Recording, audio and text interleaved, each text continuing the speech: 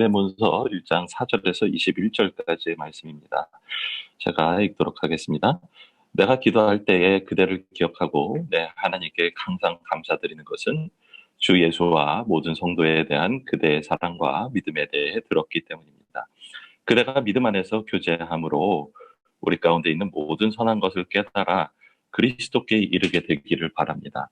형제여, 나는 그대의 사랑으로 큰 기쁨과 위로를 얻었습니다.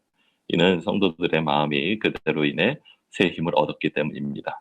그러므로 나는 그리스도 안에서 그대가 마땅히 행할 것을 매우 담대하게 명령할 수도 있지만 오히려 사랑으로 인해 간곡하게 부탁합니다. 이렇게 나이가 많고 또 지금은 예수 그리스도를 위해 갇힌 사람이 된 나 바울은 갇힌 중에 낳은 내 아들 오네시모를 위해 그대에게 간곡히 부탁합니다. 전에는 그가 그대에게 무익한 사람이었으나 이제는 그대와 내게 유익한 사람이 되었습니다. 내가 그를 그대에게 돌려보냈는데 그는 내 심장입니다. 나는 그를 내 곁에 머물게 해서 내가 복음을 위해 갇혀 있는 동안 그대 대신 나를 돕게 하고 싶었습니다. 그러나 그대의 동의 없이는 내가 아무것도 하고 싶지 않습니다. 이는 그대의 선한 일의 억지에 의해서가 아니라 자발적으로 하는 일이 되게 하기 위한 것입니다. 그가 잠시 그대 곁을 떠나게 되었던 것은 이 일로 인해 그대가 그를 영원히 얻기 위한 것이었는지도 모릅니다. 이제부터는 그가 더 이상 종과 같지 않고 종 이상 곧 사랑받는 형제 같은 사람입니다. 특히 내게 그렇다면 그대에게는 육신으로나 주 안에서나 더욱 그렇지 않겠습니까? 그러니 그대가 나를 동역자로 생각한다면 내게 대하여 그를 받아주십시오. 만일 그가 그대에게 무슨 잘못을 저질렀거나 빚진 것이 있다면 그것을 내게로 돌리십시오. 나 바울이 이렇게 친필로 씁니다. 내가 그것을 갚아주겠습니다. 그래도 내게 빚을 지고 있다는 것을 나는 그대에게 말하지 않겠습니다. 형제여, 진실로 나는 주 안에서 그대로 인해 기쁨을 얻고 싶습니다. 내 마음이 그리스도 안에서 새 힘을 얻게 해주십시오. 나는 그대의 순종을 확신하며 그대에게 씁니다. 나는 그대가 내가 부탁한 것보다도 더 행할 줄 압니다. 아멘. 예, 우리가 함께 빌레몬서를 봅니다. 왜 빌레몬서를 했을까? 이유는 우리가 그동안 옥중서신을 봤기 때문에 그 옥중서신 중에 마지막 서신을 보기 위한 것입니다. 아, 에빌골빌 이렇게 썼는데 옥중서신이 뭡니까 할 때 이렇게 외우시면 돼요. 에빌골빌 한번 따라해 보시기 바랍니다. 에빌골빌. 예. 에베소서, 빌립보서, 골로새서, 빌레몬서입니다. 물론 디모데 후서도 감옥에서 썼어요. 그러나 음, 대표적 그 목회서신에 들어가기 때문에 옥중서신에 이 네 가지가 들어가게 됩니다. 그런데 그다음 슬라이드를 보시면 빌레몬서 자체가 좀 특별해요. 다른 것들은 공동체, 교회를 향해서 보낸 서신이라고 한다면 빌레몬서는 지극히 개인적인 서신이기 때문에 그렇습니다. 바울 서신 대부분은 다 교회를 향해서 썼습니다. 그러나 빌레몬서 또 디모데 후서나 디도서 같은 경우는 개인에게 서신이 전달되었다라는 것들을 좀 이해를 하시면 좋을 것 같습니다. 그럴 때 그 안에 등장인물들이 나와요. 빌레몬과 그리고 바울과 그리고 오네시모라는 그러한 사람들이 나옵니다. 빌레몬은 주인이에요. 그 안에서 이제 로마 시민이었고 그리고 그 당시에 유력한 로마인들답게 노예들이 있었던 그러한 사람입니다. 그러나 그는 예수 그리스도를 만나고 그리고 성도가 됩니다. 그런데 그 아마 수하 중에서 오네시모라는 노예가 있었던 것 같아요. 그 당시에 로마 시대를 좀 이해하실 필요가 있는데 로마 시대의 주인들은 노예들이 잘못하면은 혹은 마음에 들지 않으면 마음껏 벌을 주거나 심지어는 죽일 수도 있었다라는 것들을 좀 이해하셨으면 좋겠어요. 그러나 한 가지는 노예가 만약에 억울한 일을 당했고 그래서 주인에게 억울하게 처벌을 받는다라는 생각이 들 때 그는 중재자를 찾아가서 좀 중재를 부탁할 수도 있었다라는 것도 좀 기억하셨으면 좋겠어요. 그러니까 이제 서신이 이해가 되는 거죠. 오네시모가 빌레몬과의 관계가 틀려져서 빌레몬에게 형벌을 받게 되었을 때 그는 바울을 찾아가서 감옥에 있는 바울을 찾아가서 그에게 도움을 요청을 했다라는 사실을 알게 됩니다. 그럴 때 이제 그 과정 가운데서 여러분 바울을 만났으니까 당연히 뭘 하게 됐겠어요? 바울이 전도를 했겠죠. 중재만 한 것이 아니라 전도했으니까 이제 예수 그리스도를 믿게 되었고 그리고 그 과정에서 이제 바울이 내가 낳은 자식이다라고 말할 정도로 오네시모는 깊이 바울과의 관계를 맺게 되고 감옥에 있는 바울을 깊이 정성을 다해서 섬겼었던 그러한 일들이 있었던 것 같습니다. 그러한 귀중한 은혜가 있는 거죠. 그리고 이제는 오네시모를 돌려보내면서 바울은 그에게 편지를 써서 보내면서 빌레몬에게 그를 잘 받아주고 그리고 그 이상으로 대해줄 것을 얘기해주는 그러한 서신을 보게 되는 것입니다. 이 가운데서 참 여러 가지를 생각을 하게 됩니다. 그런데 특별히 오늘 본문 그 빌레몬서를 이해하는데 핵심 단어가 있어요. 그것은 바로 코이노니아라는 그러한 단어라는 것입니다. 다음 슬라이드를 보시면은 6절에 이런 말씀이 나옵니다. 그대가 믿음 안에서 교제함으로 우리 가운데 있는 모든 선한 것을 깨달아 그리스도께 이르게 되기를 바랍니다. 라고 얘기를 하게 됩니다. 여기서 교제라는 그러한 말이 나와요. 교제라는 것은 우리가 잘 아는 코이노니아라는 단어입니다. 코이노니아는 단순하게 우리가 생각할 때는 사이 좋은 것, 그렇게만 생각을 하는데, 슬라이드 그냥 띄워놓으세요. 그것이 아니라, 파트너, 동역자라는 것을 뜻합니다. 쉽게 말하면은, 함께 상호 이익과 지분을 나누는 밀접한 관계를 말하는 것, 그것을 코이노니아라고 말한다라는 거예요. 그래서 바울이 빌레몬을 놓고 말하는 것이 코이노니아가 무엇인지를 구체적으로 잘 설명을 해줘요. 10절에 보시면 10절부터 13절을 쭉 읽어보면 갇힌 중에 낳은 내 아들 오네시모를 위해 그대에게 간곡히 부탁합니다. 아들이라는 표현을 썼다라는 게 코이노니아라는 것은 그냥 나랑 사이 좋은 사람, 친하게 지내는 사람이 아니라 이제는 내 가족이고 내 아들이다라고 그렇게 고백을 한다라는 거죠. 11절로 내려갑니다. 전에는 그가 그대에게는 무익한 사람이었으나 이제는 뭐라고요? 그대와 내게 유익한 사람이라고 얘기해요. 그 사람에 대한 관계가 바뀌면서 그리고 그 관계 가운데서 나오는 서로를 위한 섬김이 나오면서 그 사람에 대한 가치 평가 자체가 변했다라는 이야기입니다. 그리고는 12절에 아주 저의 마음을 울리는 그러한 표현을 합니다. 내가 그를 그대에게 보내는데 그는 내 심장입니다. 라고 얘기를 합니다. 여러분, 심장이라는 게 뭐죠? 나의 생명을 유지하는 것이라는 거예요. 내 안에 있는 장기이며 고대 사람들은 그 장기 가운데 우리의 감정을 표현한다라고 얘기해요. 우리나라 사람들도 마찬가지죠. 장기와 감정을 연결하지 않습니까? 그럴 때 그는 내가 가장 사랑하는 자, 내 생명의 중심과 같은 자, 그 사람을 떠내보내면 그것이 없으면 내 생명이 멈출 것 같은 그러한 존재이다라고 이 오네시모에 대해서 얘기를 하는 것입니다. 그리고 13절로 내려가면 그러함으로 말합니다. 그를 내 곁에 머물게 해서 그대 대신 나를 돕게 하고 있는 사람, 그 사람이 감옥 가운데서 바울과 함께하고 바울에게 사랑을 주고 바울을 돌보는 일들을 하는 굉장히 유익한 그러한 종이었다라고 말을 하는 것입니다. 대단히 중요합니다.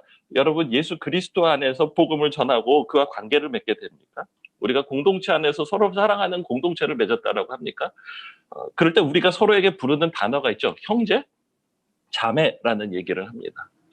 근데 저는 어릴 때부터 교회 생활을 했기 때문에 그게 굉장히 그냥 공식적이고 그냥 교회에서는 은근 그냥 부를 호칭이 없으니까 형제라고 부르고 호칭이 없으니까 자매라고 부른다라는 그런 생각들이 있었어요. 그때 어느 순간에 제가 깨닫게 된 것은 그를 형제라고 부르고 그를 자매라고 부른다라고 한다면 교회가 우리 가운데서 서로 가족이라고 얘기를 한다고 한다면 우리가 서로를 대할 때 남으로 대하거나 예의를 지키거나 서로에게 피해만 주지 않으면 되는 관계가 아니라는 거예요. 우리는 서로를 참되게 형제에게 대하듯이 그리고 자매에게 대하듯이 그렇게 대하는 관계가 돼야 된다는 것을 말해줍니다. 그러면서 이 말을 다 하고 바울이 17절에서 이렇게 이야기를 합니다. 다음 슬라이드 보시면 그러니 그대가 나를 동역자로 생각한다면 동역자라는 말이 대단히 중요합니다. 이게 번역 가운데서 잘 드러나지 않아서 그런데 아까 교제라고 말했던 코이노니아와 동일한 단어라는 것입니다.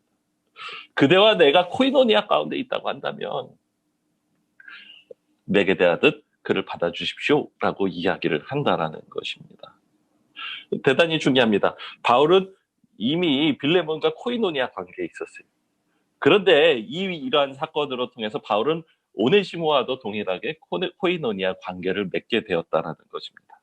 그럴 때 바울과 코이노니아 관계에 서로 있을 때 빌레몬과 오네시모도 함께 코이노니아 관계가 형성되었다. 그도 너의 형제이다. 너의 원하는 바와 상관없이 형제 자매다라고 이야기를 해주는 것이고 그러함으로 그를 형제로서 대해야 된다라고 사도 바울은 말해주는 것입니다. 여러분 가만히 생각해요. 내가 그 사람 별로 좋아하지 않는데요. 마음에 들지 않는데요. 때로는 그 사람 없었으면 좋겠는데요. 아니 적당히 거리만 유지하고 있었으면 좋겠는데요. 그러나 가만히 생각해 봅니다. 이 중에 형제 자매가 계신 분들 계시죠? 그렇죠. 저도 삼남매였고 저희 어머니 같은 경우는 사남매였어요. 우리 애들도 삼남매예요. 그때 서로 마음에 들게 합니까? 서로 좋기만 합니까? 서로 치고받고 싸울 때도 있고 때로는 서로 없었으면 좋겠다라는 생각이 들 때도 있고 서로 미워할 때도 있잖아요. 그러나 형제고 자매라는 것을 부인할 수 있습니까? 없습니까? 근데 선택이 아니에요. 하나님께서 우리를 낳아주셨고 그렇기 때문에 그냥 받아들여야만 되는 주어진 하나님의 선물이라는 것입니다. 그리고 그러한 관계가 있기 때문에 우리는 우리 자기 중심적으로 사는 것이 아니라 자기를 극복하고 온전하게 상대방을 사랑하는 법을 배워가게 되는 것, 그러함으로 온전하게 그리스도의 사랑을 우리 가운데서 이루어가는 것, 그것이 바로 코이노니아라는 것을 이해하시기를 바랍니다. 특별히 예수 그리스도 안에서의 관계를 생각하게 됩니다. 바울은 오네시모와 빌레몬이 자신과 코이노니아를 맺었기 때문에 서로도 코이노니아를 맺었다라고 얘기를 합니다. 그럴 때 더 중요한 것이죠. 우리는 궁극적으로 다 예수 그리스도와 코이노니아를 맺었죠. 그러므로 모든 믿는 사람들은 그가 내가 아는 사람이건 알지 않는 사람이건 좋아하는 사람이건 싫어하는 사람이건 그것과 상관없이 전부 다 함께 그리스도 안에서 형제요 자매며 코이노니아를 맺었다라는 것들을 기억하게 되시기를 간절히 바랍니다. 그러면서 이 모든 것에서 우리는 적용점을 찾게 됩니다. 몇 가지 이 이야기에서 적용점을 생각하는데요. 첫 번째는 우리 모두는 다 그리스도의 형상이라는 거예요. 바울 서신 중에 유일하게 빌레몬서에는 예수 그리스도의 십자가 부활에 대한 언급이 없어요. 특별하죠. 근데 왜 그럴까요? 말로 설명할 필요가 없기 때문에 그렇다라고 한 신학자가 얘기를 해요. 바울이 오네시모를 대하는 그 모습 가운데서 우리는 복음을 발견하기 때문에 그렇습니다. 특별히 바울은 오네시모의 빚을 대신 갚아주는 구절이 나옵니다. 18절에 이렇게 나오죠.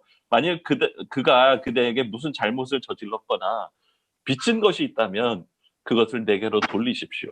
나 바울이 이렇게 친필로 씁니다. 내가 그것을 갚아주겠습니다. 라고 이야기를 합니다. 참으로 소중한 이야기입니다.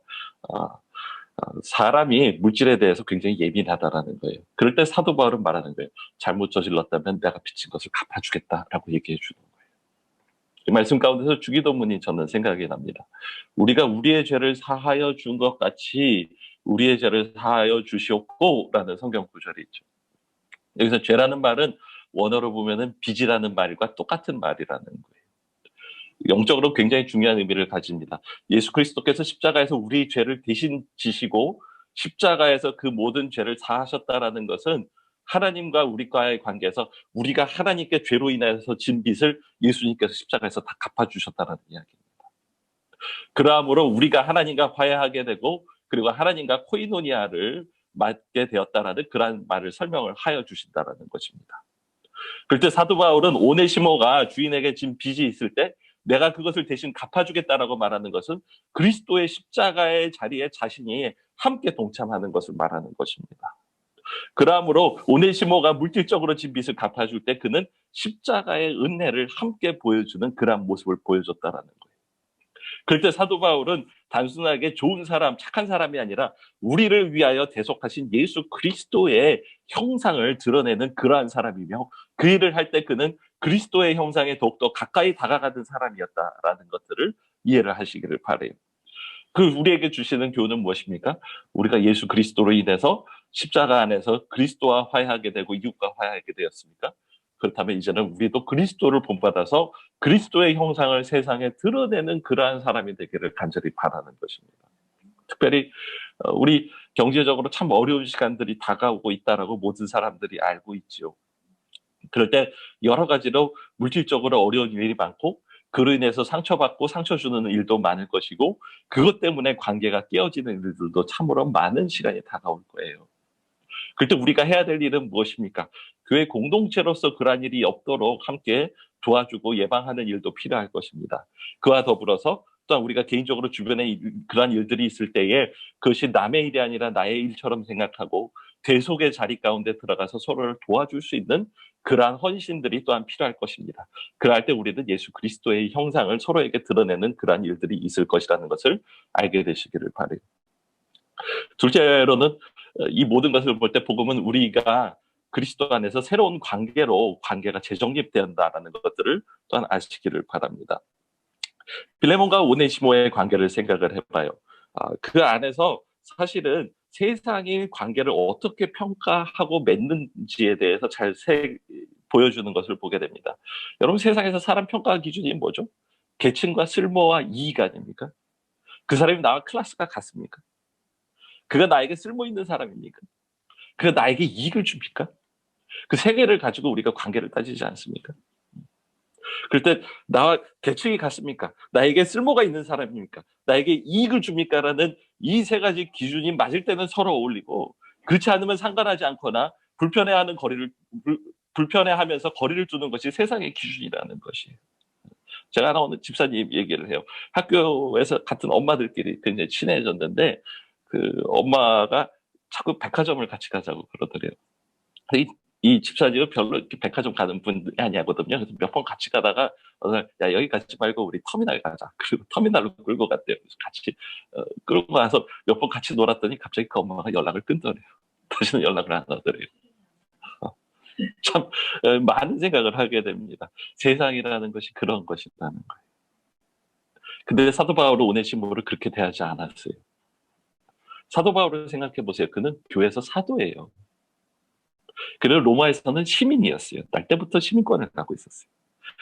그럴 때 그는 노예 오네시모를 자기 아들이라고 불렀죠. 오네시모는 주인에게 무익한 사람이었어요. 그러나 사도 바울은 그를 나에게 쓸모 있는 사람이라고 이야기를 합니다.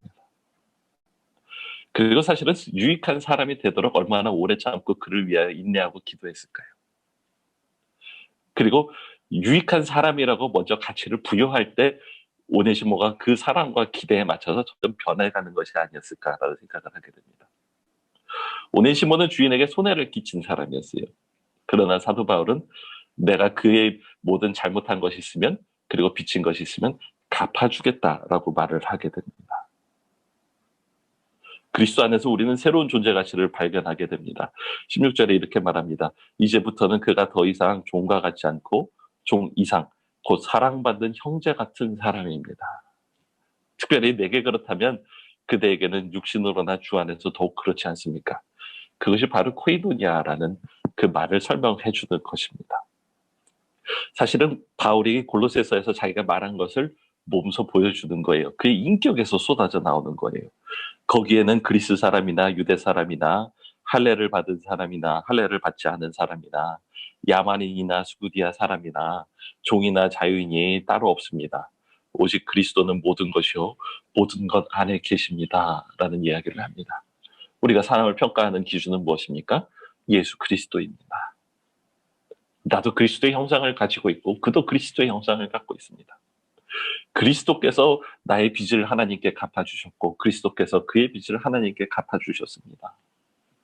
그렇다고 한다면 이제는 다른 모든 기준들을 다 내려놓고 온전히 그를 사랑으로, 그리고 쓸모있는 자로, 그리고 내 형제자매로 받아들이는 우리 모두가 되기를 간절히 바랍니다.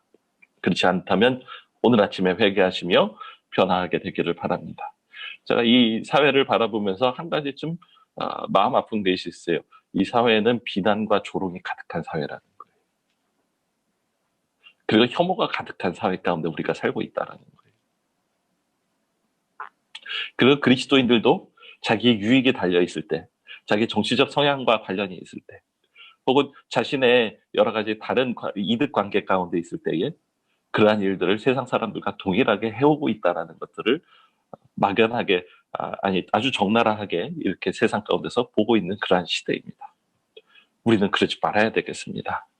온전하게 그리스도 안에서 형제 자매가 되는 우리 모두가 되기를 바랍니다. 그리고 마지막으로 이야기를 합니다. 복음은 개인적이지만 사적인 것이 아니라는 거예요. 자, personal but not private이라는 얘기를 했어요. personal이라는 것은 무엇입니까? 복음이라는 것은 내가 예수 만나고 예수 영접하는 것이에요. 그러므로 나의 개인적인 거예요. 내 부모가 믿었다고 내가 구원받는 것도 아니고 내 남편이나 아내가 믿었다고 내가 구원받는 것도 아니에요. 내가 예수 만나고 내가 예수 영접해야만 돼요. 그러나 그것은 결코 내 사생활에 한정된 것이 아니다라는 것을 이해하시기를 바라요. 복음은 공적인 거예요. 내 개인적인 영역뿐만 아니라 내 내면뿐만 아니라 나의 모든 삶에, 그리고 우리가 사는 사회 모두에 영향을 끼치는 것이 복음이라는 것이에요. 여러분, 주인 빌레몬이 노예 오네시모를 형제로 받아들이는 것은 그 당시 로마 사회로서는 상상할 수도 없었다라는 것을 기억하시기를 바라요. 주인으로서 노예가 자기에게 손해를 끼치고 달아난 것을 용서해주고 받아주는 것만으로도 그 사회에서는 보통 사람이 아니다, 대단한 사람이라고 칭찬 들을 만한 일이었을 거예요. 그런데 복음은 그러한 사회의 틀을 깨고, 복음은 사회 안에서만 일을 하는 것이 아니라 그 사회 위에서 사회를 평가하면서 그 사회 전체를 변화시키는 일을 한다는 것을 아시기를 바라요. 여러분, 사실은 우리나라 초창기에도 그런 일들이 있었어요. 교회사를 보면은 한 집안 안에서 양반과 노비가 같이 예수 믿었어요. 그럴 때 노비가 먼저 장로 되고, 그리고 양반이 그 안에서 집사했어요. 그런데 나중에 그 노비가 목사하고 그 안에서 양반이 평신도 했어요. 그럴 때 성실하게 교회 안에서는 그 양반이 여전히 그 노비 그 사람을 장로로, 그리고 그를 목회자로서 성실하게 섬겼다라는 아름다운 이야기가 우리 교회 안에 있습니다. 그럴 때 복음이 퍼져나갔고, 그럴 때 이 사회를 변화시켰고, 그럴 때 새로운 하나님의 나라를 경험하게 하는 놀라운 역사가 있었다라는 것을 아시기를 바랍니다. 여러분, 우리는 예수 믿는 사람이 혐오당하는 시대 가운데로 빠르게 진입하고 있습니다. 근데 세상에 너무 눈치 보시지 마시기 바래요. 우리가 주님과 함께 왕과 제사장입니다. 여러분, 세상 문화가 기준이 아니라 복음이 기준입니다. 세상이 교회를 변화시키는 게 아니라 복음이 세상의 문화를 평가하고 세상을 변화시키는 것입니다. 그리고 그것은 바로 우리 하나하나가 예수 그리스도 안에서 코이노니아를 만들어 나가기 시작할 때에, 담대하게 그것을 선포해 나갈 때 우리는 세상을 변화시키는 빛과 소금의 역할을 하게 될 것입니다. 온전하게 그러한 능력을 소유한 우리 모두가 되기를 바랍니다. 기도하겠습니다.